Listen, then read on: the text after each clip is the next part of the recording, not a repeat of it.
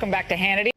As many of you know, the left despises Fox News because they report a lot of the news that the left-wing controlled mainstream media won't tell you. And so they've promoted the idea that Fox News is something that nobody should watch. And the show that you're seeing here is Sean Hannity's show called Hannity. Laura Ingraham here is subbing for Sean Hannity. And of the hated Fox News, this is the most hated show on Fox News. So I just want you to know that what you're going to see is two Christians talking about God, talking about Trump, talking about God. And why is this so bad? You tell me. Listen. President Trump's comment on Russia got most of the attention today, but he also struck an important note on the power of faith and the first Polish Pope, who's now a saint. Your oppressors tried to break you, but Poland could not be broken. And when the day came on June 2nd, 1979, and 1 million Poles gathered around Victory Square for their very first Mass with their Polish Pope, that day every communist in Warsaw must have known that their oppressive system would soon come crashing down. They must have known it at the exact moment during Pope John Paul II's sermon, when 1 million Polish men, women, and children suddenly raised their voices in a single prayer. 1 million Polish people did not ask for wealth. They did not ask for privilege. Instead, 1 million Poles sang 3 simple words: "We want God."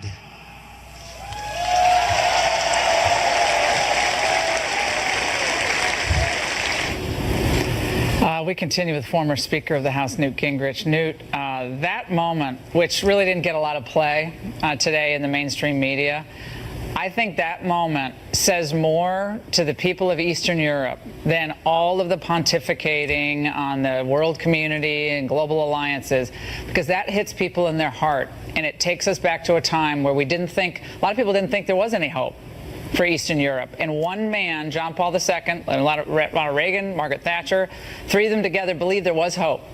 And I thought that was really important for him to go back to that moment. Well, I think it's extraordinarily important, but it was also, to me, a speech given as much to America as to Poland.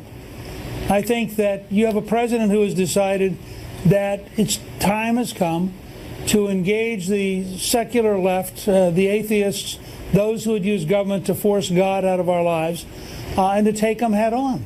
And there are place after place in that speech where President Trump is calling on the depths of the Polish experience, reminding the world that Poland ceased to exist for 200 years because Prussia, Austria, and Russia had torn it to shreds. There was no Poland on the map. And I think when you begin to realize the depths of this, and that the Polish people, largely through their belief in God and the structure of the Catholic Church, survived, identified themselves as people of faith in a way that is truly one of the great stories of the last couple hundred years. And that's part of what President Trump was appealing to today and saying to the rest of the world. Look, there's a lesson here. Faith can defeat our enemies. Faith can bring our civilization together. And it's important to recognize that our rights come from God, not from the government.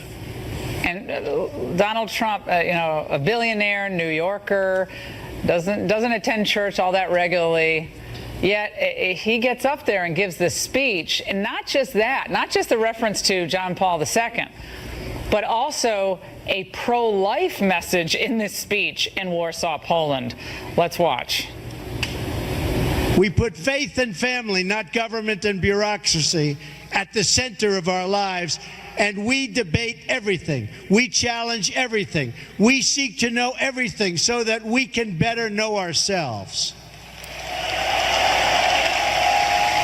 And above all, we value the dignity of every human life, protect the rights of every person, and share the hope of every soul to live in freedom.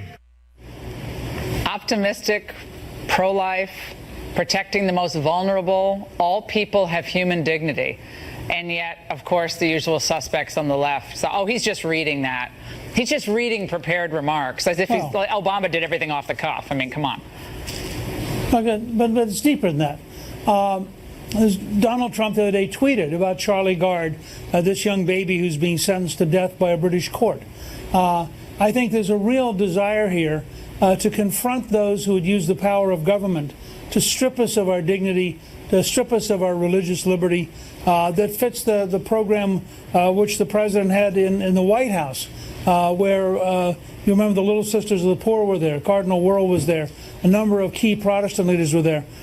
This is not a passing thing. President Trump understands that for our civilization to survive, it has to actually keep its roots as a civilization based in a belief in God. And if it loses that belief, frankly, the civilization will disappear. Newt, thanks so much. Coming up next, right here on Hannity.